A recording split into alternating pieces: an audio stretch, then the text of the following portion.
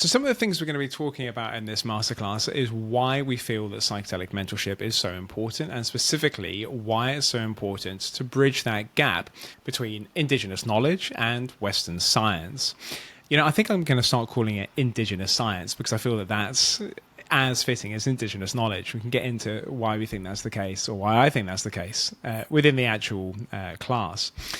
But for me personally, one of the reasons why I made the psychedelic mentorship training course is because when I first came back from the Amazon rainforest after drinking ayahuasca, and especially after I started dieting, I found myself trying to fit the experience that I'd had into a Western conceptual framework, trying to explain the experiences I've been having in Western terms.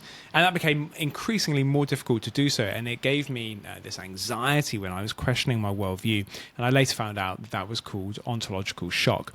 And I really wish that I had have had a therapist or a guide, a mentor, some kind of support who was trained in both Western psychology and in traditional plant medicine, or at least had an understanding of what that was, and didn't just think that it was whatever other people think it might be, at best some kind of weird thought, or at worst a delusional belief.